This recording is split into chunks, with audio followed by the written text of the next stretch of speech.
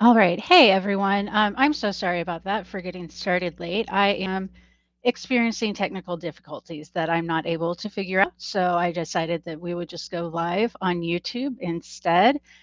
So, welcome. I am so sorry that we are getting started late. I had to get a mammogram at 9 a.m. this morning. So this is not the worst thing that's happened to me today, but I do apologize to all of you. Will also be my first time using YouTube for an actual presentation, so I'm just going to fumble around a little bit. So sorry about that. Welcome. This is our second Aroma Explore the Wheel webinar, and I'm so excited that you're here with me tonight. So let me make sure I've got perfect. I've got the right screen and everything. I think I'm back on track. If we have not met yet, my name is Jen Blair. I'm a Master Cicerone. I'm also a National BJCP beer judge, and I'm also the creator of Aroma Explore the Wheel. So before we get started, I want to give you all a couple of disclaimers. First, many of you may know that I work full time for the Cicerone Certification Program as their exam manager. So this webinar series is not affiliated in any way with either the Cicerone Certification Program or the BJCP. This is a completely independent project of mine. And second, due to my role at the Cicerone Certification Program, there may be some questions that I'm not able to answer just for conflict of interest reasons. But if that happens, I'll do my best to provide you with the information that I can. Definitely, I want to encourage you, ask questions. Ask any question you have. Don't kind of like preemptively decide that I won't be able to answer it by dint of my full-time job. Ask away and let me tell you if it's something that I can or cannot share. So before we get started, I'm going to just quickly go over just some of the highlights of my code of conduct for Aroma Explore the Wheel. You all received the link today. There was also, excuse me, there was also a link to my code of conduct.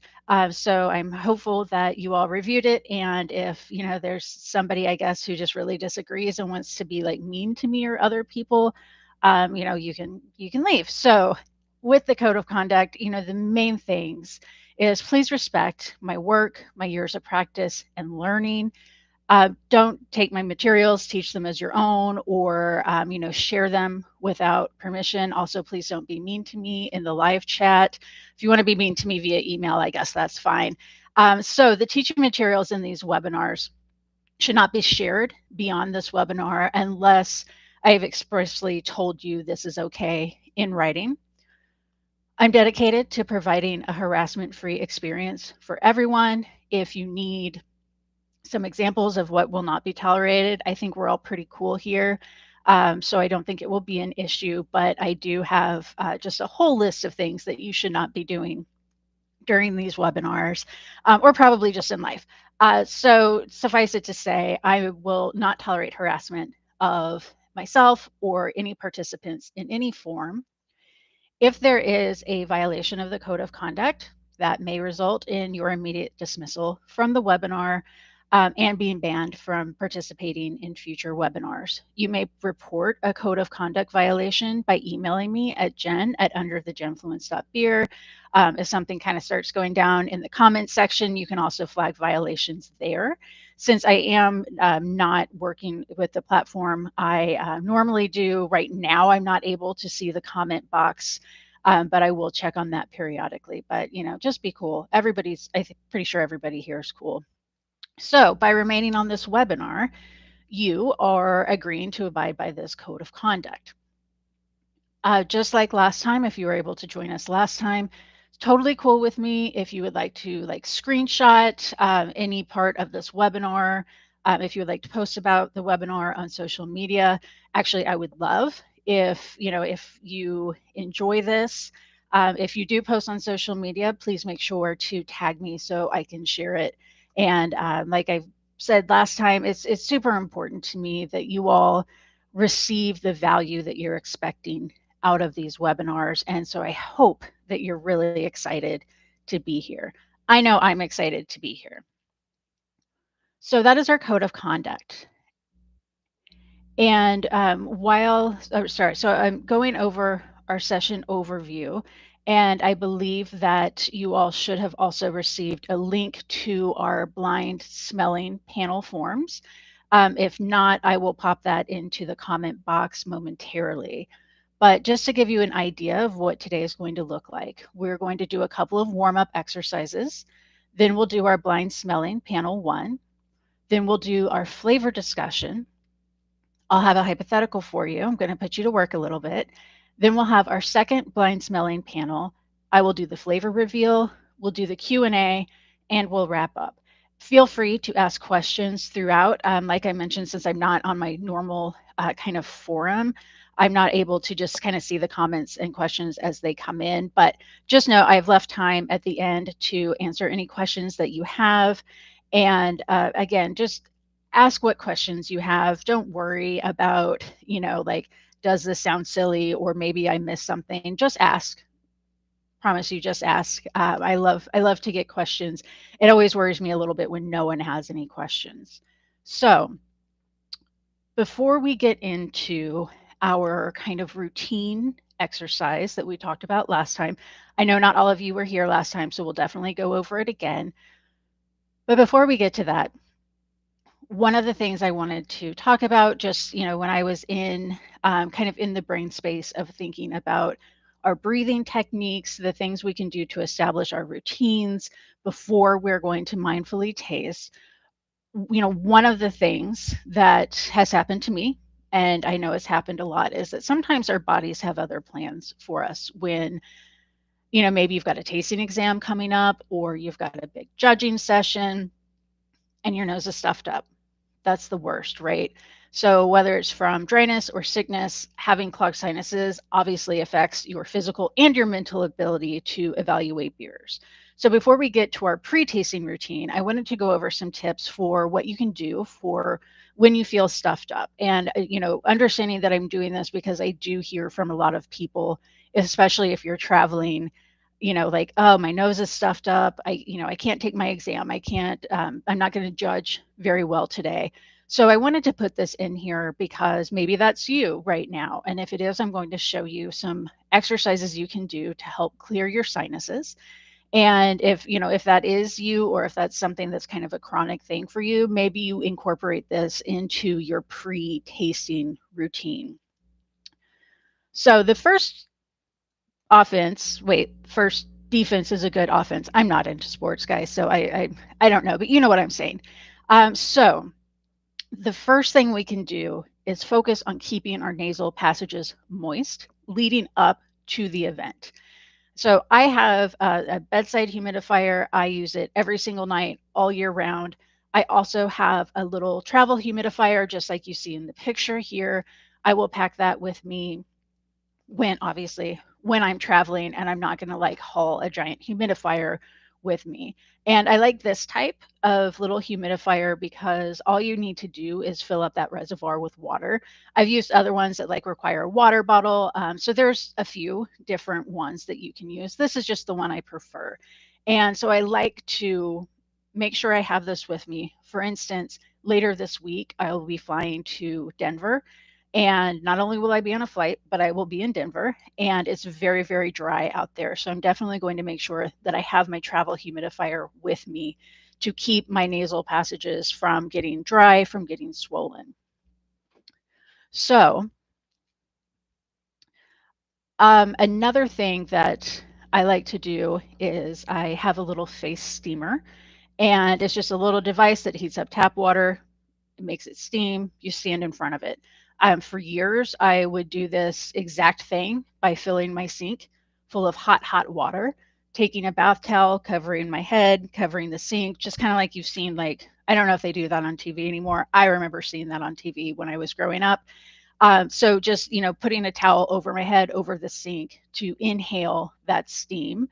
And I have also, if I'm staying someplace where the water doesn't get quite as hot, I might boil a pan of water and put that in my sink. I recommend putting it into a sink rather than trying to like stand over a stove with a towel. That just seems a little flammable to me.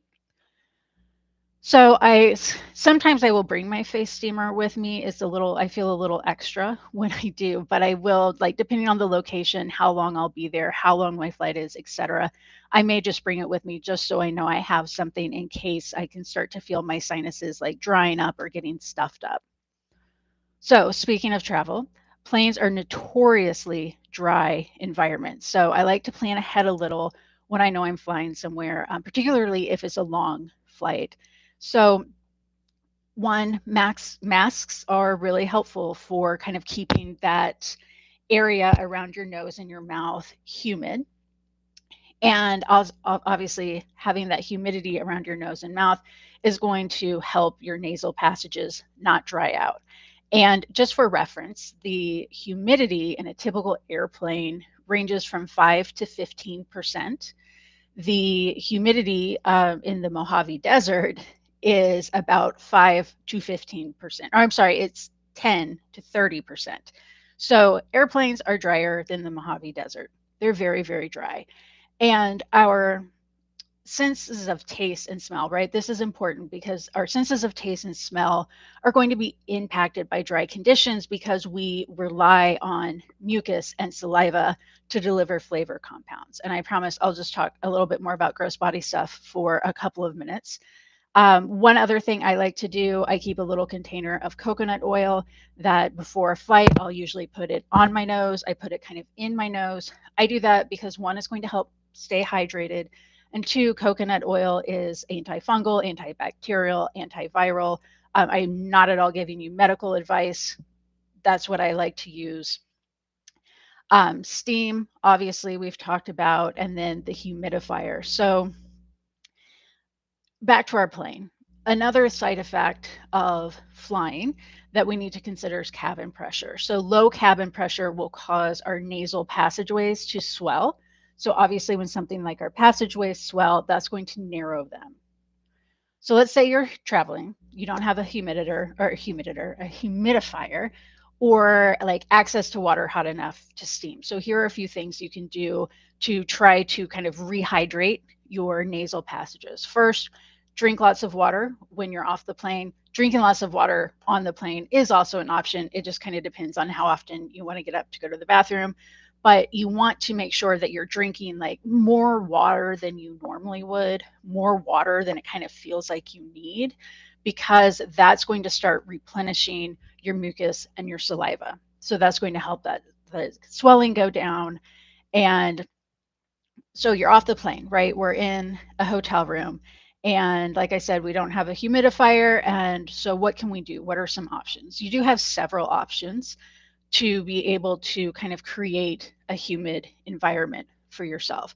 First thing, pretty easy. You can turn your bathroom into a steam room. I haven't done this personally, but I do have friends who have, like, they traveled for their advanced Cicerone exam and ended up getting stuffed up and were like in their hotel bathroom, shower turned on the hottest water as possible to create a lot of steam in the bathroom and you just want to sit in that, inhale it. That's going to help rehydrate your nasal passages. Another couple of things you can do, sensory people, like, we have to get crafty sometimes. So if your room has a microwave, heat up some water, put that in your sink. If your water isn't going to be able to get hot enough to create steam in a hotel, which usually is going to be pretty tough, and especially if I think most of us have probably been in the situation of like trying to take a shower at 8:30 a.m. in a hotel, and there's no hot water left, right? And so if that's the case, utilize that microwave in your hotel room to heat up some water so you can, again, fill up a sink with some hot water that's going to have a lot of steam that you can stand over, that's going to help rehydrate your sinuses. And the last thing you can do is, if you have an HVAC in your room, which you probably will, and most of them are going to work for this purpose, but you just really need it to be kind of flat enough to be able to drape a towel over it. So what you're going to do is you're going to get one of your towels, you're going to wet it, make sure that it's kind of evenly wet throughout, and you can put that over your HVAC unit. So that's going to do a couple of things. One, you're going to have some moist air blowing into your room. And also, as some of that water evaporates, it's going to add a little bit of humidity to your hotel room.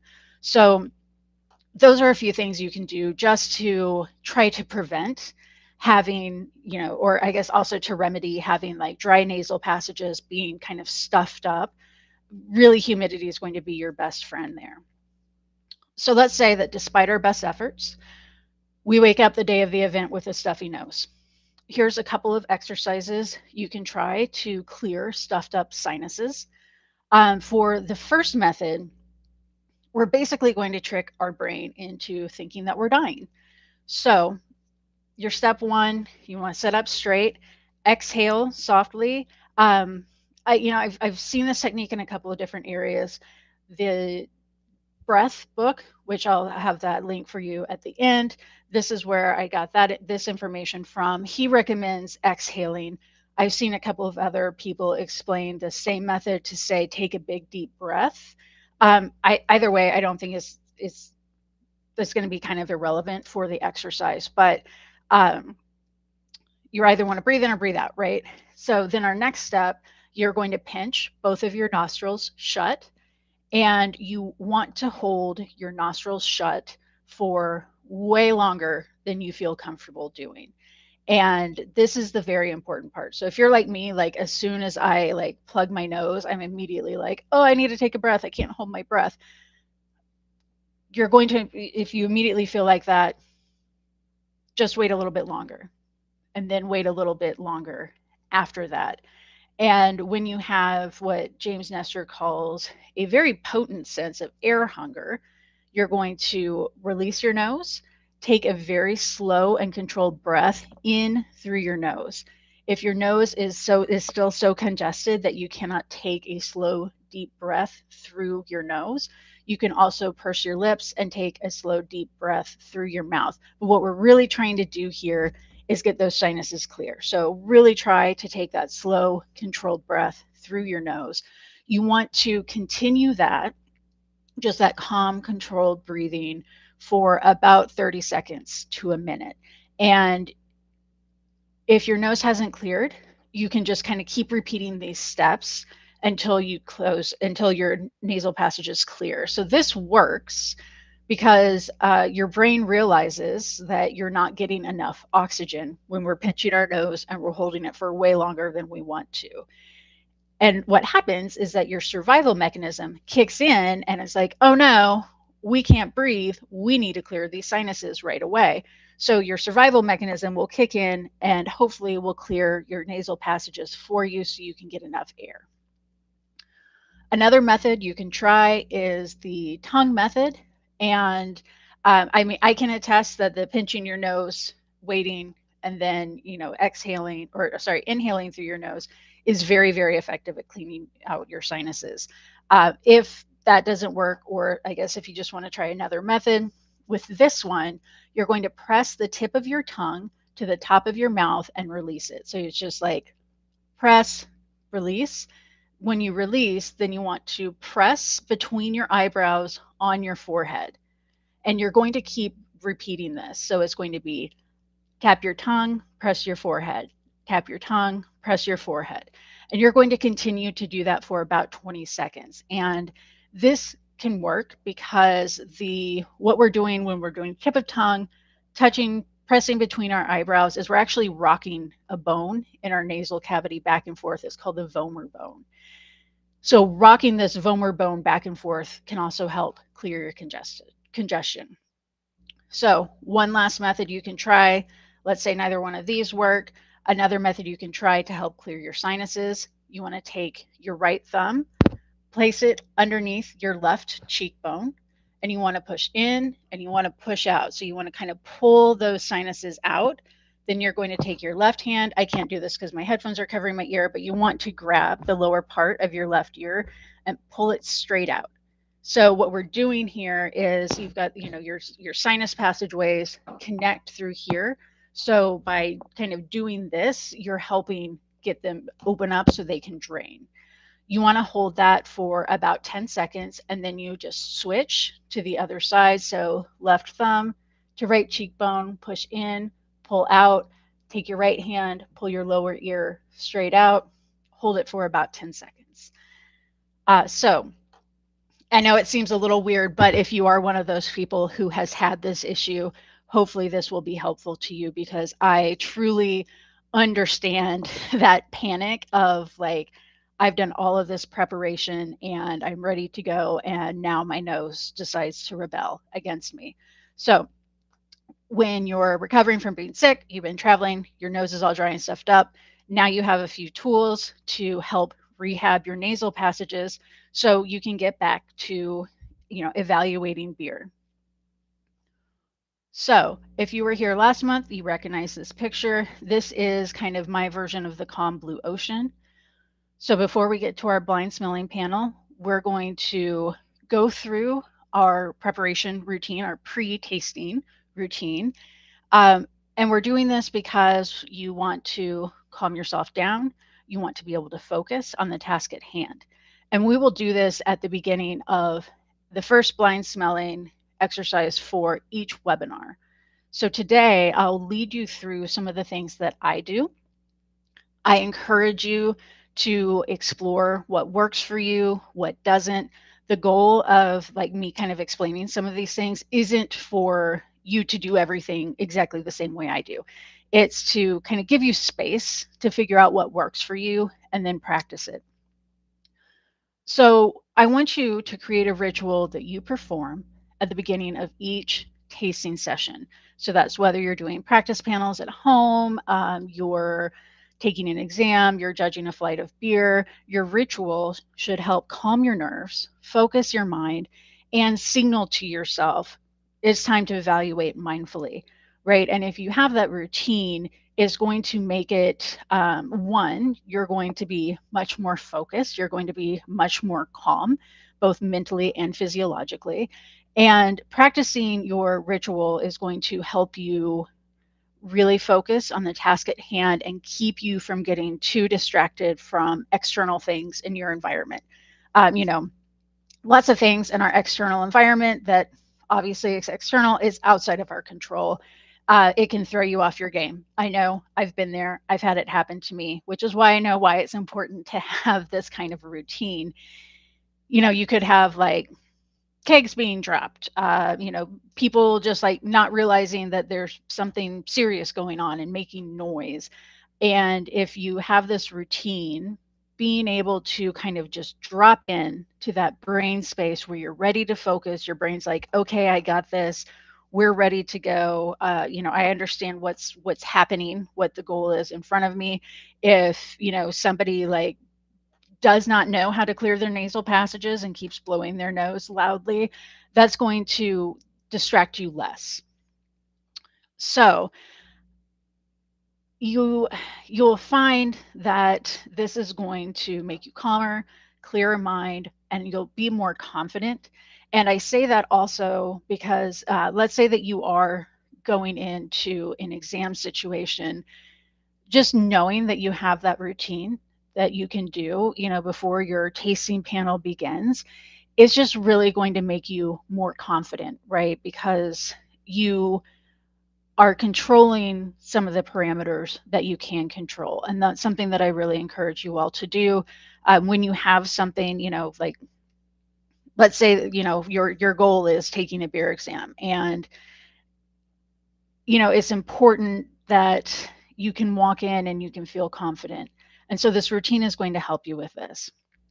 And this is my go-to relaxation visualization is Calm Lake. So when I say that, when I start my pre-tasting routine, I picture something kind of like this, like, okay, this is a place where, I have great memories of, just being very relaxed, being near the water, being very happy. It's calm. So whatever works for you, works for you. So I do 3 things in my routine. The first thing I do is try to release some tension. When, even if you go in like mentally, you're confident, you're ready to go. If you're really tense, like your brain's going to be really tense too, right? So that mind body connection. So you want to try to release as much tension as possible. So the first thing I do is make sure I relax my shoulders, which are usually like very tense anyway.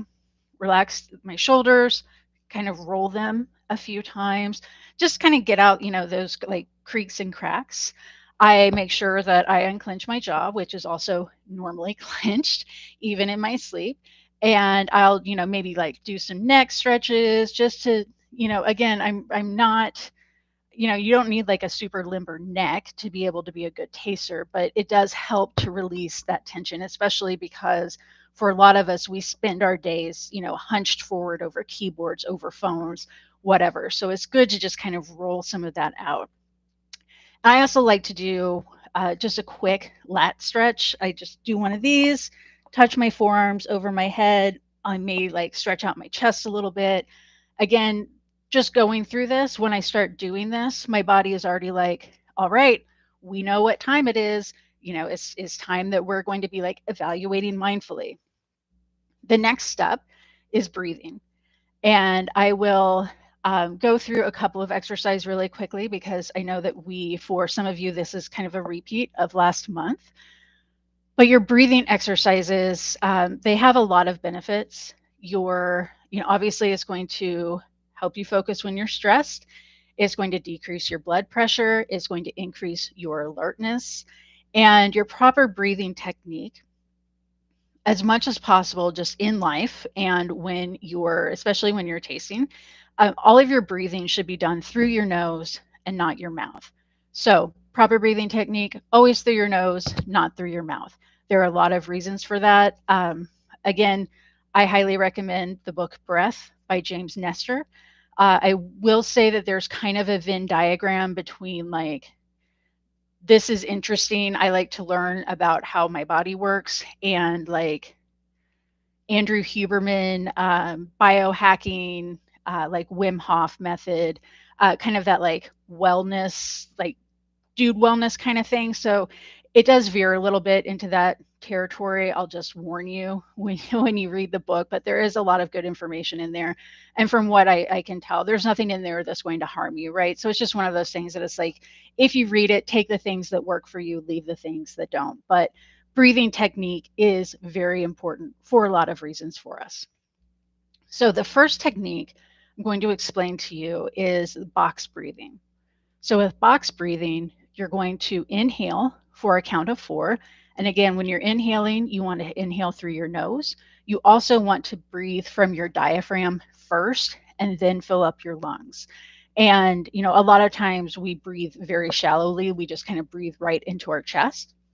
So you want to make sure diaphragm first, then your lungs. So when we're inhaling, we're going to inhale through our nose for a count of 4.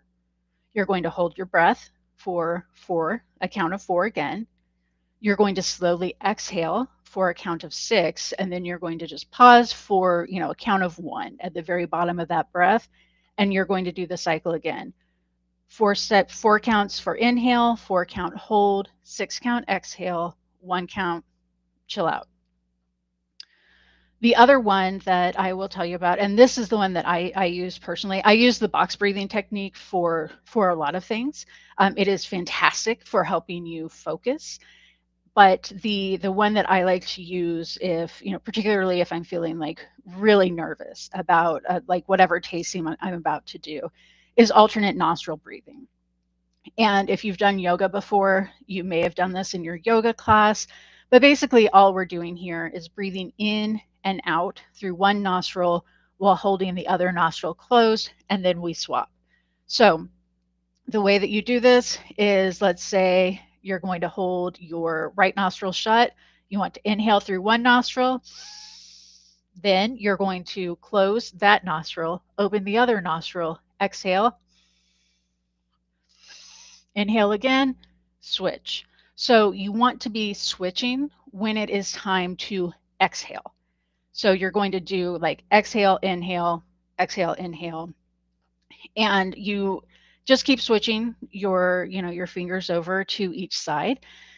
And that is very helpful for a lot of reasons. There's definitely a ton of research out there too that you can read more about.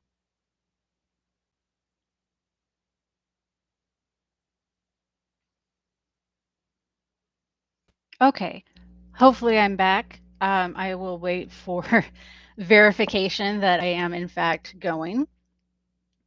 Thank you, Shayna, for letting me know.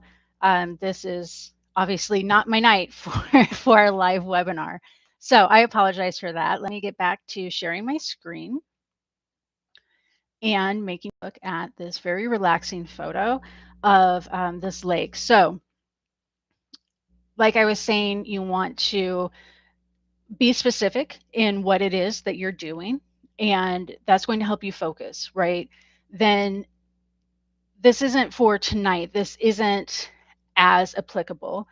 But when I talk about visualizing how you will assess each sample, you can definitely do that. You know, tonight, like I would maybe think, okay, I'm going to take off the lid and take out the little plastic guy and smell it. Visualizing how you're going to assess each sample is going to be incredibly helpful for you if you're doing something like an exam.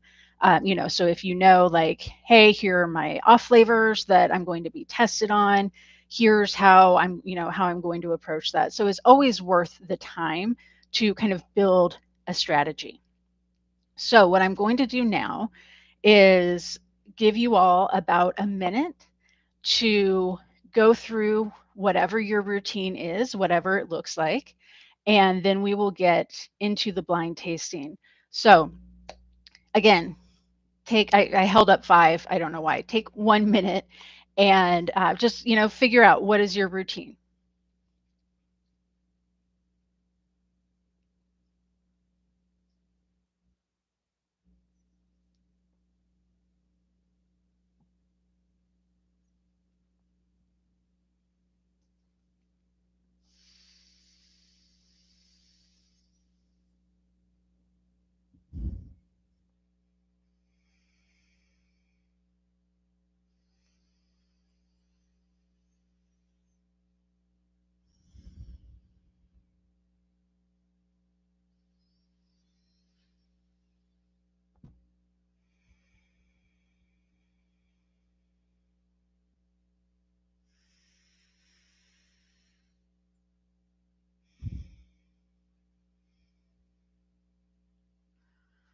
All right, so I will invite you to kind of come back while we get ready for our blind tasting. And, you know, another thing, and I mentioned this last time with you all, when we get into the blind smelling, what we're doing here, we're trying to build our expertise, right? So we're doing dynamic learning. You should be uncomfortable going into this. I'm doing you a solid this time. So I have given you a tropical fruit list.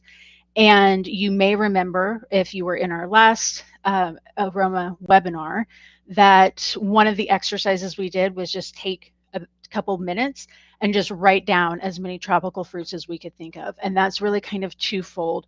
One, it shows you that you know, you already do have a lot more knowledge than you think you do. And it's also helpful. You know, I shared this story about when I was taking the master exam for the second time and wanted a better descriptor than herbal because I just kept using herbal over and over. And like the only things that came to mind for me were like bay leaf and thyme. So instead of saying herbal, everything was bay leaf, everything was thyme. And I, like, in my mind, I was like, I know that's not what these are, but I literally cannot think of anything else right now. And so with the exercise that I did was I just sat down and, you know, started writing down, like, these are herbs, these are spices. I Googled lists of herbs and spices and, you know, kind of filled in what was missing.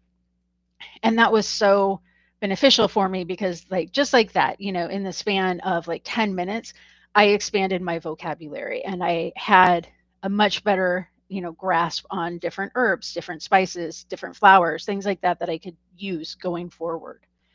So what we're going to do tonight is I have provided you with a tropical fruit list, and that is not something that those of you who took it last month, as you may remember, we just jumped in completely blind.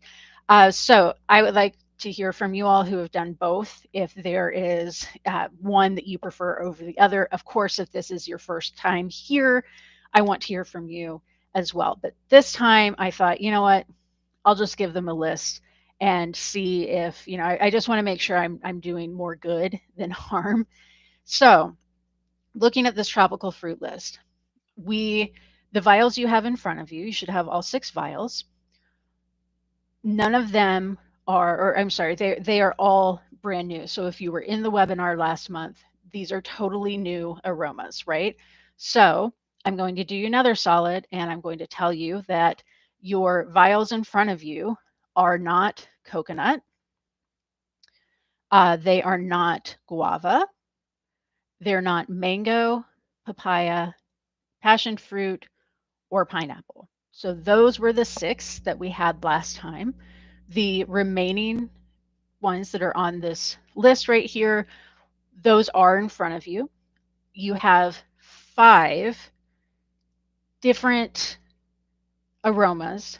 There is 2, or there are 2 iterations of the same tropical fruit in your vials. I think that once you start kind of smelling them, you'll probably pick up which 2 those are. If you don't, that's totally fine. But just know that you're going to have like 4 completely different tropical fruits, and then you're going to have 2 different versions of the same fruit. So I am going to give you all about 5 minutes. And in case you don't have it pulled up already, this is your bit.ly link that's going to take you to our blind tasting form. You're going to enter the date, enter your 3-digit ID, which should be on your little card insert that you got. For each vial, I want you to enter the 3-digit number, smell it, enter the tropical flavor you detect. And again, like, you don't need to worry about intensity or anything like that. Just tell me what the fruit is, and then go on to the next one. Make sure at the end that you hit submit, and you can go ahead and once you hit submit, just refresh that form because we'll be using it again tonight. So I'm going to give you all 5 minutes. I will give you periodic time updates, and I will let you get to sniffing.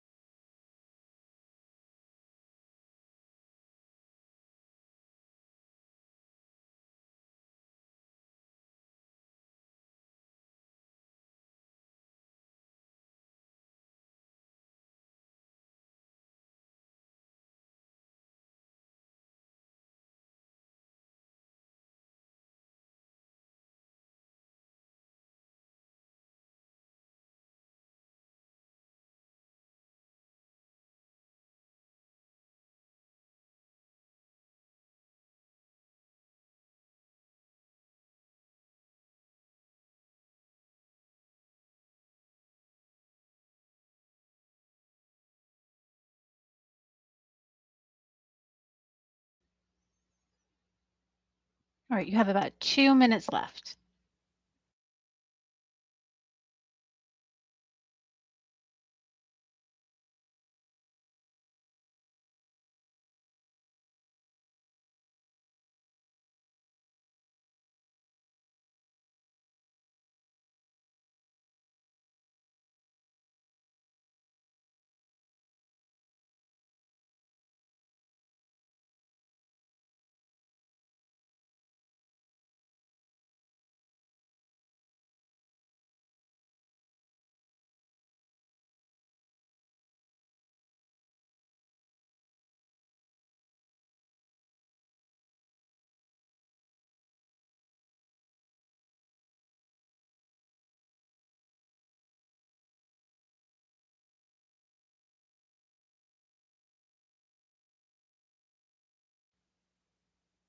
Okay, you've got about a minute left.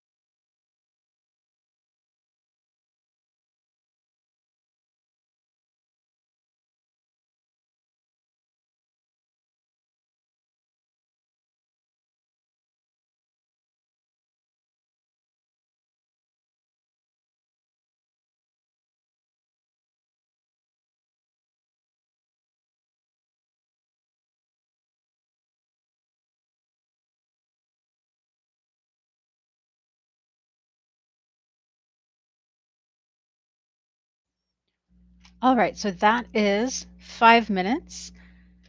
Go ahead and finish up. If you haven't finished already, make sure that you hit submit on the form. And I'm not going to tell you what you smelled yet. You're going to have to wait until the end for that. So now that we have our first blind smelling out of the way, right? Okay, we've got that. Next, we're going to go into our flavor discussion. So there we will do a little bit of review from what we talked about last month. I'm not going to go super into depth, just kind of keeping it high level. For those of you who are just joining us for the first time, feel free to ask questions if you know, and you're totally always welcome to reach out to me after the fact for more information. So first things first, fruit is considered tropical if it grows in a warm, humid climate between the tropics of Cancer and the tropics of Capricorn. And this is going to include Central and South America, the Caribbean, Africa, Asia, some parts of Australia. So I like to do that because, you know, like a tropical fruit isn't the same as like a drupe or a berry or whatever. So, you know, there can be like some citrus stuff, you know, and some palm fruits, things like that, that like tropical is just kind of an umbrella term. It's just not as specific as something like stone fruit. So I like to give you those definitions of what tropical is, just so we know what we're working with here. So the first thing we're going to do a little bit of review on is hop essential oils. So there are three major classes of hop oils. Those are going to be hydrocarbons, oxygenated hydrocarbons, and sulfur-containing hydrocarbons. So last month we went in depth about thiols, and those fell into the sulfur containing hydrocarbons. This month, we're going to be focusing more on oxygenated hydrocarbons. So our hop essential oils are going to account for anywhere from about 0.5% to 3% in some varieties. And I want you to keep this in mind. If you were here last month, you know, like how excited I get about the very, very small amount of aromas, like how big of aromas just such a small amount of things can make.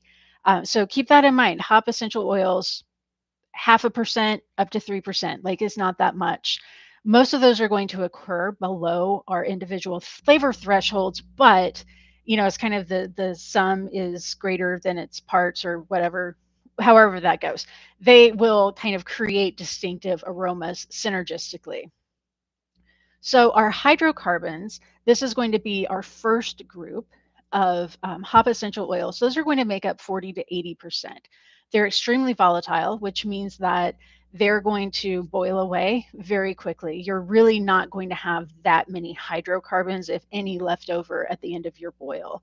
So this includes monoterpenes, which are going to be kind of spicy and herbal. That's going to be like your myrcene, your alpha and beta pinene. And then we have sesquiterpenes, which are going to be woody. That's going to be our beta farnesene, our alpha humulene. So that's kind of the big group of hop essential oils. The next one is oxygenated hydrocarbons. That's what we're going to talk about tonight. They make up about 30% of your hop oils. They're less volatile, which means they're going to stick around for a little bit longer, and they're more soluble than hydrocarbons. These include terpene alcohols. We're going to specifically be discussing terpene alcohols tonight. That's going to include things like linalool and geraniol. Then we also have our sulfur-containing hydrocarbons. Those are less than 1%. This is what we discussed in depth last month. This is where our thiols come from, is from our sulfur-containing hydrocarbons. And let me see, I don't think I have anything else to say about these. Their formation is accelerated by heat, but most evaporate or break down during the boil. Sulfur-containing hydrocarbons that you may be familiar with include DMS, H2S, Lightstruck, mercaptan. So if you think about something like DMS, right, that is going to be pretty volatile and it's going to be heat sensitive. So if you're doing your boil, especially if you're doing an extended boil, then you're going to drive off a lot of those sulfur containing hydrocarbons. They have very low flavor thresholds. We're talking about like 1 or 2 drops in a swimming pool, you will be able to detect it. So that's where I get the most excited, because like hop oils are 0.5% of the total hop mass, and then our sulfur containing hydrocarbons are less than 1%. That is how potent they are. They're less than 1% of 0.5%, and we can still pick them up in like parts per trillion. So let's hop over to thiols. This is going to be our next major source of tropical fruit flavor in beer. Specifically, and I say this specifically right now, the brewing world is kind of focused on 3 thiols. There's kind of 3 important thiols in the brewing world. And like I mentioned last month, this research is ongoing. A lot of it is, we're discovering things every single day about stuff like thiols, about biotransformation. So it's highly likely or possible that, within a few months, maybe this entire thiol information we're talking about tonight is completely obsolete. Maybe there have been new advances. So this is really kind of like cutting edge kind of stuff. So our 3 important thiols in brewing are 4-MMP. That's going to give us caddy, passion fruit, blackcurrant. 3-SH, you may also see it as 3-MH. That's going to give us grapefruit, passion fruit. And then we have 3-MHA, and that's going to give us that passion fruit, guava, gooseberry. So those 3 thiols you can see are going to create a lot of tropical fruit aromas for us. Thiols can originate in hops and also in malt. And our thiols are going to originate in one of 2 forms. They can be free thiols, they can be bound thiols. So in a free state, as you can probably guess, if your thiols are free, they're released immediately when they're introduced, either during late hopping or dry hopping. Bound thiols have to be released via an enzyme called beta lyase. And our bound thiols are further broken down into glutathione bound and cysteine bound. So we've got free, bound, and then bound you can break down into glutathione base or cysteine bound.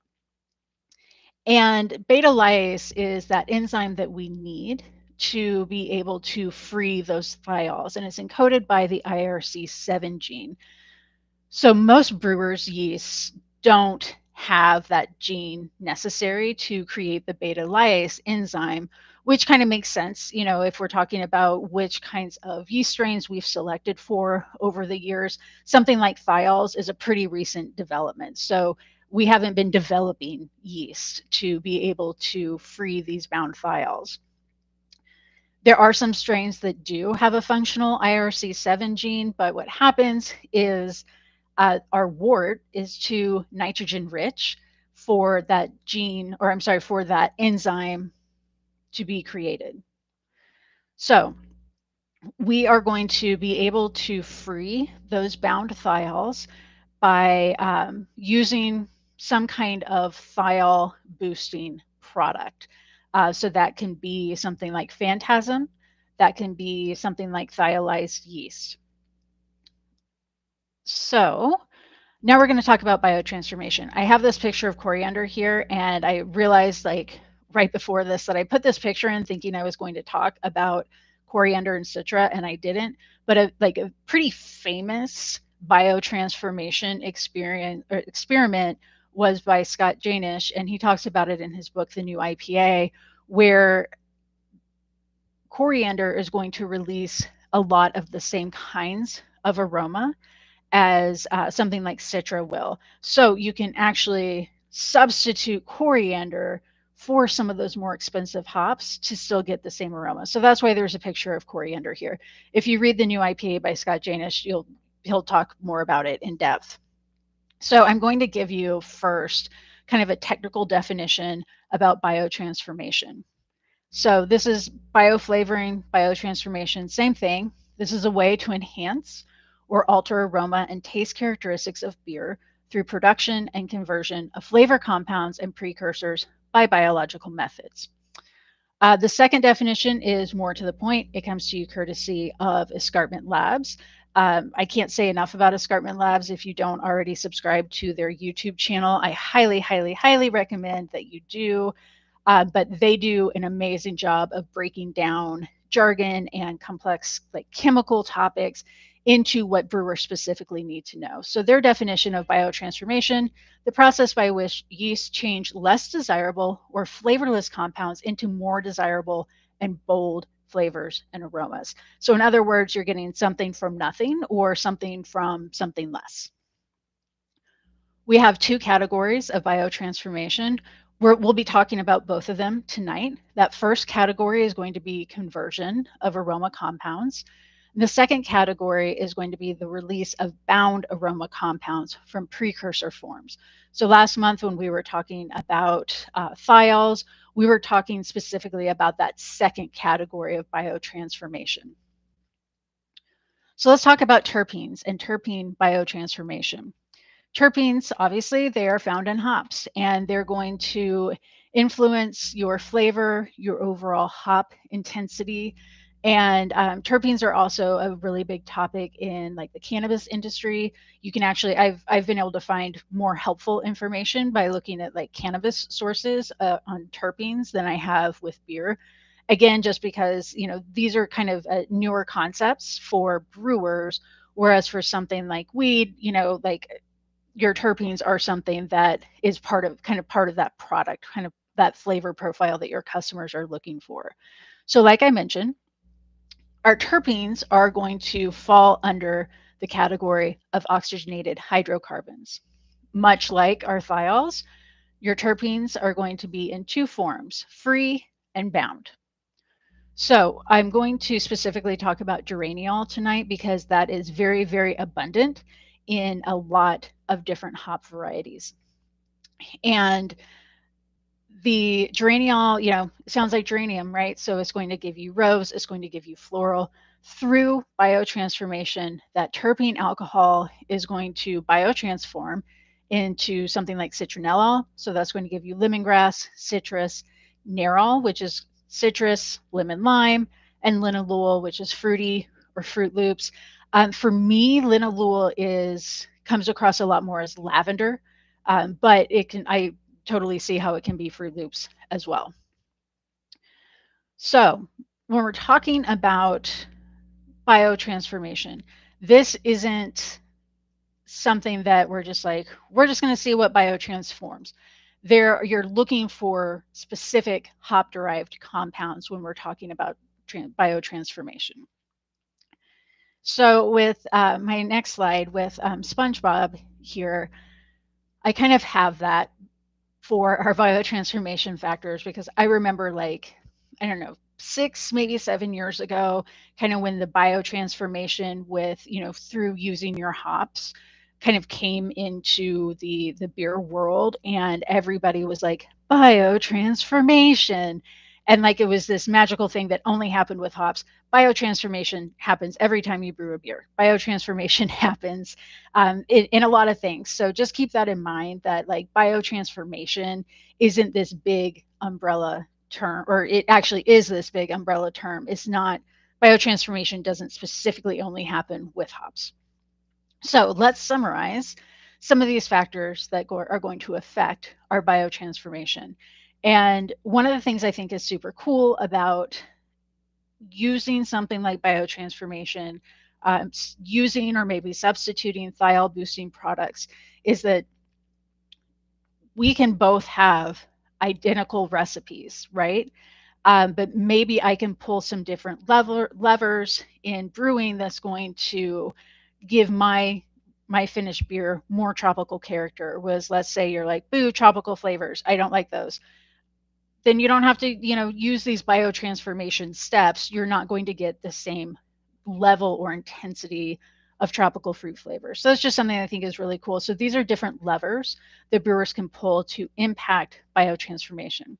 So our first step, obviously, is our hop selection. And with our hop selection, that's going to include variety, origin, crop, year. Um, your hop selection, the you most hop manufacturers will have like a data sheet where you should be able to see kind of some of these levels. Now a lot of hop manufacturers are like reporting that on their certificates of analysis, but generally speaking, some hops that are high in geraniol are going to include Cascade, Centennial, Chinook, Citrus, Bravo, Sriracha, Machueca, Mosaic. Those are some of the more common ones that you'll find. And, one thing that I also, and I mentioned at the very beginning, but when we're talking about biotransformation, one of the reasons why this can be such a cool thing for brewers is that if you know what you're doing, you can maximize some aromas for less money.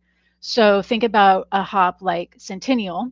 That's going to be a less expensive hop, right? You're going to be able to use biotransformation to get, to free your geraniol that's going to be biotransformed into something like citronella.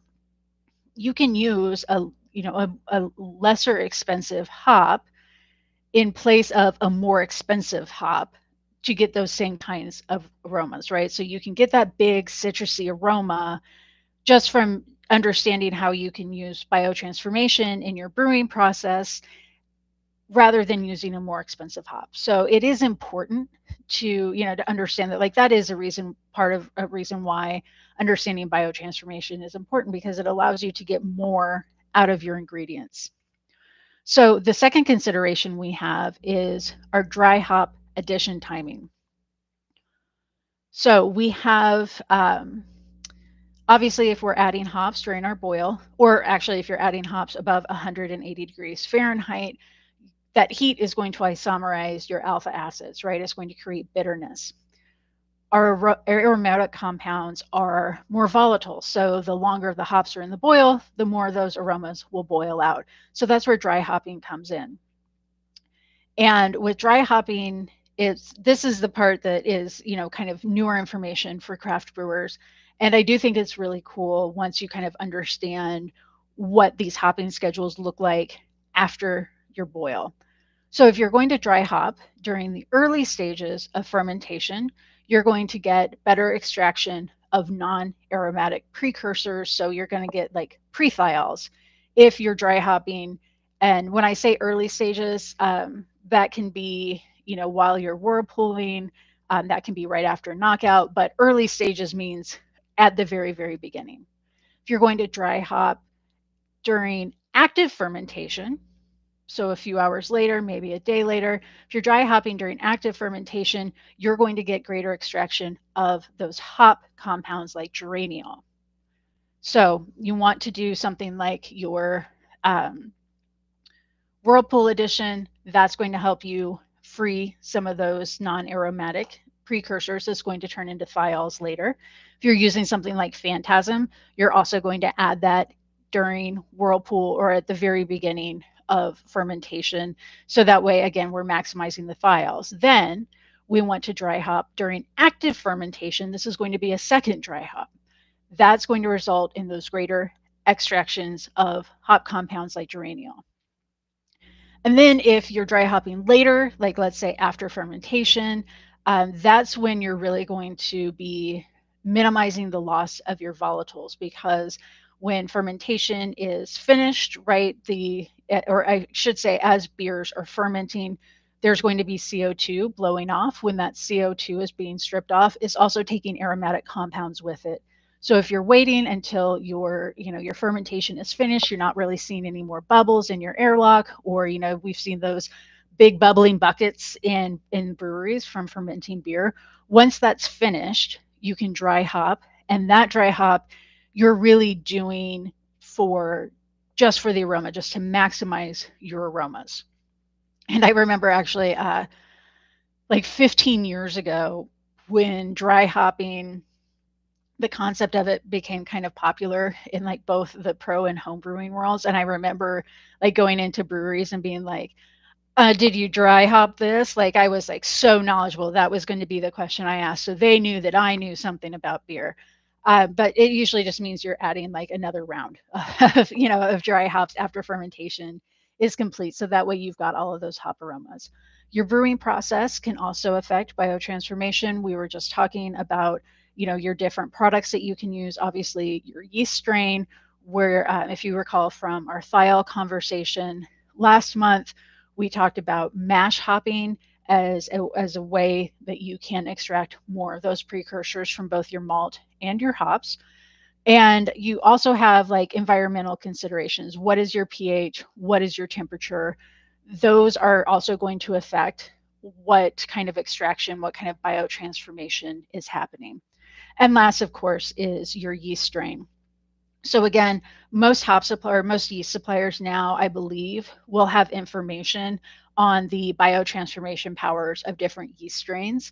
There are strains that are kind of made to help maximize that. And then there are other strains that just aren't that good at biotransformation. And that's totally, that's totally fine. It's not like a quality thing. It's just that some strains have those different genes that allow them to biotransform. So your yeast strain is also important. And now let me talk about enzymes. So with enzymes, one thing that I found super helpful was learning some like chemistry language, because I absolutely do not come from a science background. I don't really have a scientific mind. So one thing to remember when we're talking about enzymes is that if a word ends in A-S-E, so ACE, that's going to be an enzyme. So remember, like if you see alpha amylase, beta lyase, etc., that suffix tells you that we're talking about an enzyme. And I chose this picture of the hammer because for me, it's also helpful to think of an enzyme like a hammer. So an enzyme will work on its substrate just like a hammer works on a nail, right? So the hammer is just going to continue to hammer nail after nail after nail. It's not going to get used up, right? An enzyme operates the same way. An enzyme will work on its substrate and not get used up. So when we're talking about our being able to maximize biotransformation for our hops, we're going to talk about beta glucosidase. This is specific to this activity is going to release those oxygenated hydrocarbons, right? So that beta glucosidase activity is going to release an aromatic terpene. That's what we're looking for. It's also going to release a glucose molecule.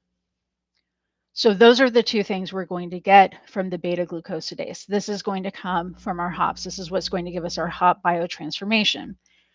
And I will also say that something like our beta glucosidase, that's going to, for an example, work on something like linaloyl glycoside, which is non-aromatic, but when our beta glucosidase enzyme works on it, it's going to form linalool. So that linalool is our aromatic terpene, and then we're also going to have a glucose molecule.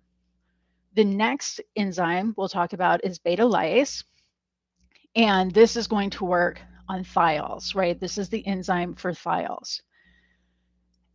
And these enzymes are important, obviously, because they're going to help us release those aromatic volatiles from hop-derived non-aromatic compounds. This is for the beta glucosidase. The beta lyase is going to do the same thing for us, but it's going to be from for thiols. We also have things like exogenous enzymes. So exogenous, it's coming from outside. It's not something that our yeast makes itself. It's an enzyme that we can add. So you would add an exogenous enzyme. This is kind of like if you're adding phantasm, right? If you're using an exogenous enzyme, that's going to be able to increase your range of hop flavors and aroma just by changing the ratios of those terpene compounds. And it's going to be similar to using something like thiolized yeast, right? You're adding this. It's just a little something extra that's going to pull out some more aroma for you. Some hops is going to help express more character. And again, especially like in the new IPA book, there's a whole list of like these are hops that are, high in geraniol, high in, free geraniol, bound geraniol, etc. So you can find that information on your hops because, there are some hops that aren't going to have those kinds of flavors. So you wouldn't really want to use your enzymes on a hop that isn't going to give you any kind of additional or different or amplified aroma.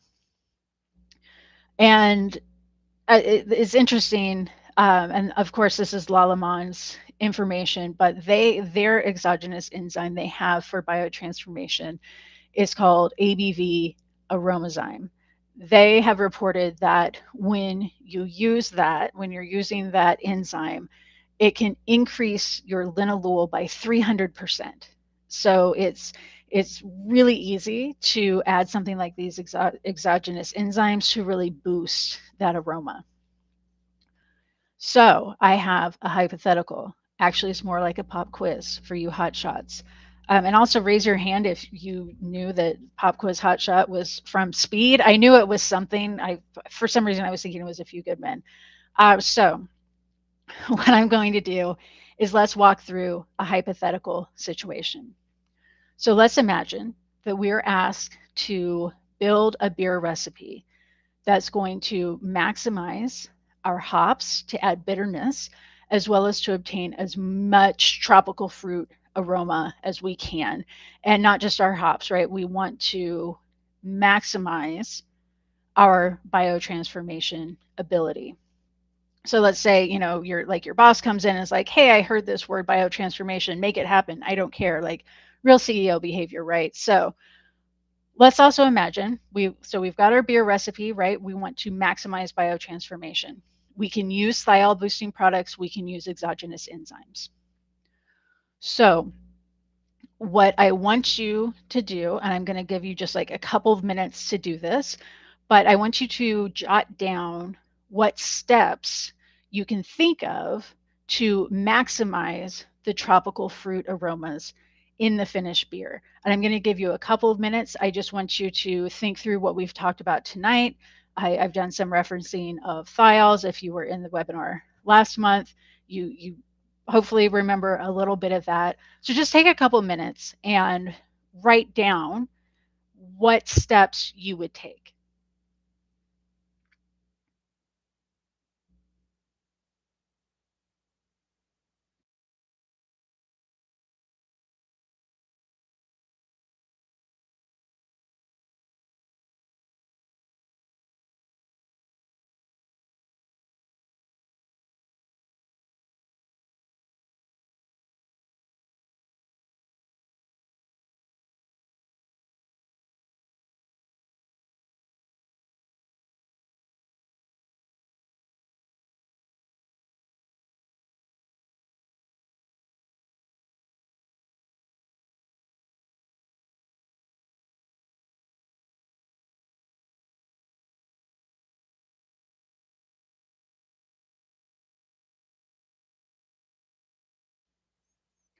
All right, I will let you all finish up if you're still working on it. I will tell you what steps I'll use. And if there's anything that I forgot, if you had a different idea, I want you to put it in the comments in the chat box. And for me, one thing that I tend to forget as as you build expertise is to kind of just like go back to square one, begin at the beginning, right? And so when I came up with this hypothetical, I was so excited about it. I was like, this is great. This is like, like a question you would be asked on Cicerone. It's going to pull together so much stuff. It's really going to make you think and work through this. And I start writing down all the steps. And then I was like, well, wait a second. I didn't even do the very first step. My very first step is going to be selecting which hops we use. So if I'm wanting to have, my tropical fruit aromas, and I want those aromas of citrus, of passion fruit, of guava, I'm going to look for hops that are high in 3SH and 3MHA, and also 4-MMP. So 4-MMP is very potent. It can be kind of polarizing for people. But you will get some of those. So I want to look for hops that are high in those compounds, right? In those sulfur containing compounds. And I want to look for hops that have a high level of geraniol, because that geraniol is going to biotransform into something like citronella. So citronella, again, is going to be like lemongrass. It's going to be citrus, if you think of citronella. And citronol doesn't occur in beer unless it's through biotransformation, through the yeast fermentation, biotransforming those compounds. So if you have citronella in a beer, it's likely that that was selected specifically for that flavor. So a few that I might use, I'm going to try to maximize what I'm doing, get more from less. So I would look for hops that are going to be high in both thiols and geraniol. So maybe some hops I would choose would be Cascade, Citra, Mosaic, Centennial. Those are all going to be hops that are high in both thiols and geraniol. And since we're going to be using thiol boosting products, I'm planning to use thiolized yeast in this hypothetical. And actually, the yeast step was another thing that I completely left out when I was first doing this. But because I'm using that thiolized yeast, I want to do mash hopping. So those of you who are in our webinar last month may remember that mash hopping in combination with thiolized yeast is going to increase the amount of 3SH. So that's going to be that passion fruit, the grapefruit. Malt also has high levels of glutathione bound 3SH. So what I'm wanting to do is to get as much 3SH out of my hops and my malt as I possibly can. So later on, my thiolized yeast is going to convert those for me to these tropical fruit aromas. So the enzymes that are active in the acid and protein rest ranges are going to help convert those glutathione-bound precursors to cysteine-bound precursors, which can then be freed by thiolized yeast that have that IRC7 gene. So in case you didn't know off the top of your head, because I had to look it up, again, so when we're talking about the mash temperature range for an acid rest, that's going to be about 93 degrees to 113 degrees Fahrenheit. Your protein rest is going to be about 113 degrees Fahrenheit to about 138 degrees. So obviously, you can get right around that 113. That's going to put you in both the acid and the protein rest. You could also do acid rest and then raise it up to a protein rest, but like 113 is going to kind of get you the best of both of those worlds.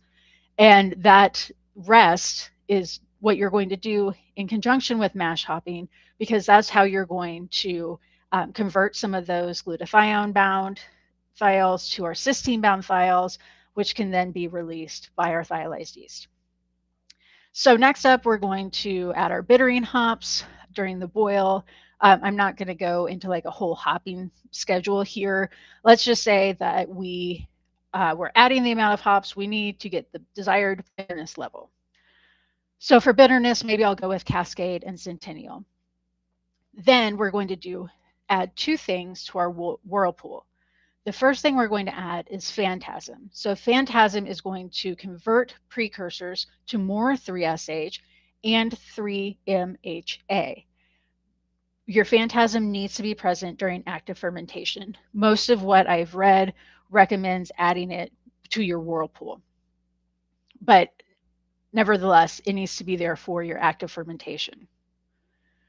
We're also, in our whirlpool, going to add our first dry hop.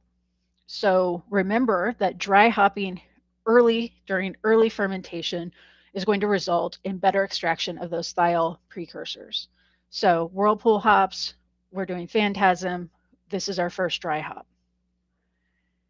And since we're going to be using, again, this was a step that I skipped the first time, since we'll be using thiolized yeast, we need to finish knocking out and we need to add our thiol boosting yeast according to whatever the manufacturer's instructions are. Next, we're going to do a second dry hop. This dry hop is going to happen during active fermentation. So this is going to be, a few hours a day later. And this dry hop that we're adding during active fermentation is going to extract more of our terpenes to be converted to aromatic volatiles like the citrus and fruity flavors that we're looking for. We're also going to add our exogenous enzymes during active fermentation that can start working on those terpene glycosides that we extracted from our whirlpool hop additions. And then lastly, let's say I've got lots of aromas. I want even more aroma. So I'm going to wait until my fermentation is finished or almost complete. Then I'm going to add my third dry hop. And this is just there to increase the aroma of our hops. So voila, we have just created a triple dry hopped beer wherein we've maximized the tropical fruit aromas through our hopping schedule, through our thiol boosting products, and through our exogenous enzymes.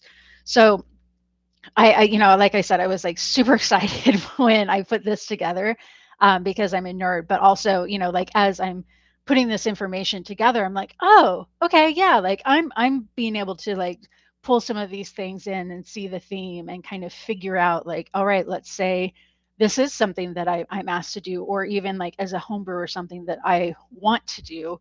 So that's kind of how I laid it out. Hopefully you laid it out similarly to what I did.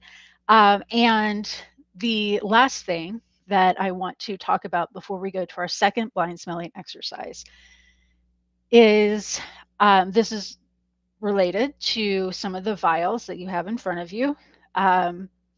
So why, if you've wondered this before, because I know people ask this a lot, when we're talking about banana aroma in beer, why is that actually artificial banana aroma, right? We describe that artificial banana, which is isoamyl acetate. That's like runts, it's pear drops, it's circus peanuts. So we associate it now with like an artificial banana flavor. And just as a whoops, I went too far. Just as a side note, Googling community theater Shrek is just a delightful Google image search. That's where these came from. But artificial banana, like I mentioned, is also known as isoamyl acetate. It is an ester. We'll dive deeper into esters and esterification in a future webinar, but for now, we'll just say that esters are formed by reactions of organic acids and alcohols created during fermentation. The way I remember this is thinking about esters as having first names and last names. So the first name of your ester is going to be the alcohol. The last name of the ester is going to be the acid. Hence, isoamyl is the alcohol, acetate is the acid. Another one that I learned from Richard Price of Escarpment Labs is what he learned in like high school, which was Esther is a real party girl because she drinks alcohol and does acid. So that maybe that will help you to remember our naming convention for esters. So isoamyl acetate is present in all beer. Whether you can detect it or not is related to the concentration of the ester. So if you're looking for a lot of isoamyl acetate, let's say you're brewing a Hefeweizen or one of those like really big dumb adjunct pastry stouts where you want some banana flavor to add to the complexity, then your yeast strain is going to be the most important factor, right? And similarly to our biotransformation, you'll be able to get that information on like isoamyl acetate concentration from the yeast manufacturer. Obviously, something like a Weizen yeast is going to have a lot of isoamyl acetate in it. Other yeasts that have a lot of isoamyl acetate would be like the type 1 lager yeasts. So if you like Heineken, especially Heineken in a can, Heineken, that has like when I open up a can of Heineken, it is just a blast of isoamyl acetate. So that's just a little bit about isoamyl acetate, how it shows up in beer. Like I said, we'll go much deeper into esters in a future webinar, but that doesn't really answer a question of why do we have artificial banana flavor in beer and why doesn't it taste like an actual banana? So up until the 1950s, that artificial banana flavor was not actually artificial at all. It was what most bananas tasted like, particularly in the Euro-colonial world. It was the most popular strain of banana, and it was known as the Gros Michel or Big Mike, if you're nasty, or if you're not good at pronouncing French. I am not. So in the 1950s, a fungal disease called Panama disease wiped out almost all of the Big Mikes. Panama disease is also known as fusarium wilt. If you've had like backyard gardens with like cucumbers, tomatoes, you may have gotten fusarium wilt in the past. So it's fungal. Panama disease was resistant to fungicides, so it quickly wiped out almost all of the banana farms in Central and South America, which is where most of our bananas are grown. And the other thing about fusarium wilt, it spreads quickly, it spreads easily, it's fungal, it's also going to get into the land and affect the dirt. One of the results is, or I guess I should say, one of the reasons why this fusarium wilt spreads so quickly and thoroughly is that all bananas, are clonally propagated. So every single plant on a banana farm is typically genetically identical to every other banana plant. So there is a very high likelihood that every banana you have ever bought in a grocery store is genetically identical to every other banana you've ever bought in a grocery store. So since this will also infect the land, the banana industry ran out of clean land and they weren't able to grow any more of the Big Mikes because of this fusarium wilt. So they were actually declared commercially extinct in 1965. And one thing, and I always forget to do this, but if you have like parents, grandparents, just people who had like existence before 1965, ask them if they remember the flavor of bananas changing like during their lifetime. And when you ask them if they do, let me know because I would just be so tickled by that. But anyway, the banana industry adopted the Cavendish banana because it was resistant to Panama disease.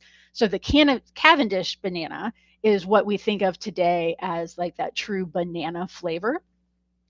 And there's still some isoamyl acetate in your Cavendish bananas, which is what you're going to buy at the grocery store now, but not as high as in the Big Mike bananas.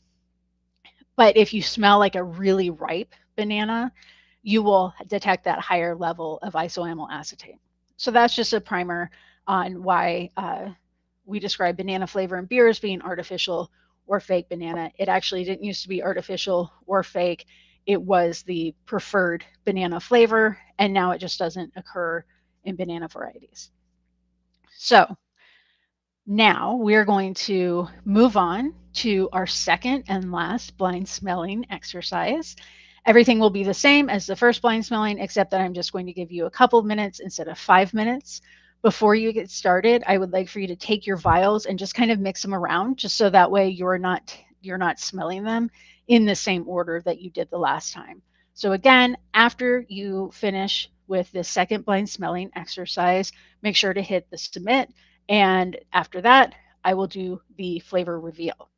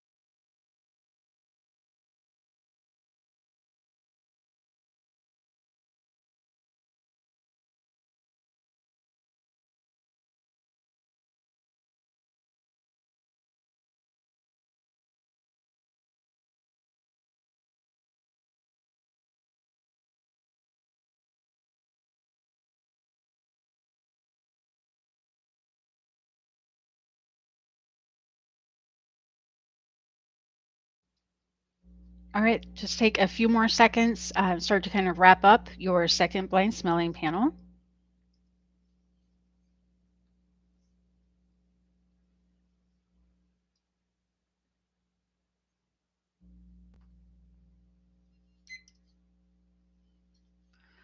Okay, so go ahead and wrap up. Before I get to the flavor reveal, everyone, don't wait for the flavor reveal and then just enter in the numbers. So I think that you got everything right. Okay, flavor reveal. And before I go into the flavor reveal, again, we're gathering data points, right? Performance, we're not worried about it. It's not good, it's not bad, it's data points. Progress is not linear. The purpose of what we're doing when we're doing these blind smelling is we're doing dynamic learning and we are building our levels of expertise. And I will tell you all, when I was, kind of thinking through like what the rest of the like fruity webinars are going to be like, um, this one is really tough. Like the tropical fruits, the tropical one, tropical two, this is really tough. This is tough for me. I'm the one who put these together. I still can't get them straight. And they're like last month, I was just like, I don't even remember what fruits that I put in here. So just understand, like, you're not looking for perfection here. You're practicing, right? These are data points. Doing something like tropical fruits, I think is particularly difficult just because I think for most of us, at least for me, I have more exposure to things like citrus and berries. Like those are things I recognize a lot easier than I can with tropical fruits. So this is tough. This what we're doing is really tough. So just like last time, you'll receive a copy of these slides. I encourage you to kind of keep a running key in each of the aroma series that we do. And I say that because I really don't want you to label your vials in any way. Because if you just keep them like they are with the label on the bottom, you're going to be able to continue to blind train on all of them. You're not going to have a visual cue that's going to tell you what they are. So our first flavor is sample 966, and that is acai. Our next one is sample 169.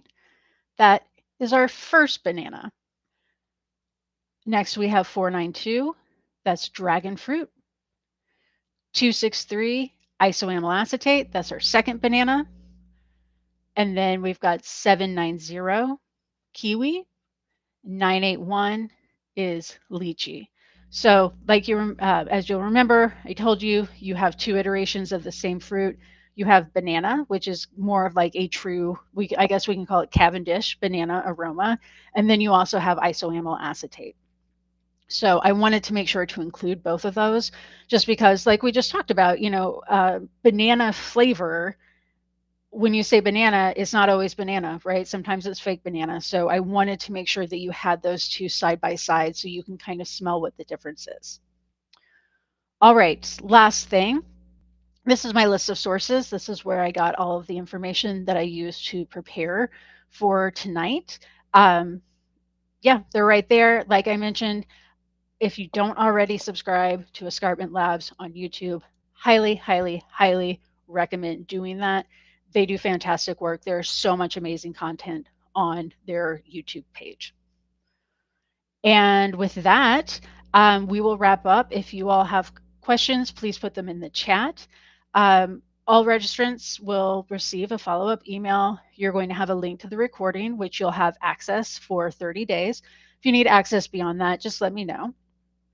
I will also request feedback from you. Let me know what you think about the format, suggestions about topics you'd like to learn more about, really anything. You're not going to hurt my feelings. Like I said, I want this to be as valuable to you as possible. So I need to hear from you. If I can make it more valuable for you, let me know. If you enjoyed this webinar, please consider writing a brief testimonial. Thank you to those of you who already wrote your testimonials. It really, it made me happy, and they now live on my website as well as my social media. And I did have a few people comment to say that reading the feedback from people who took the Aroma course last month really helped them. They were kind of like, I don't know, I'm going to kind of wait and see how this goes. So I appreciate those of you who took the time to send some kind words about this. So if you feel up to it, I would love it if you would write a brief testimonial for me. You can also contact me directly if you've got questions, suggestions, anything like that.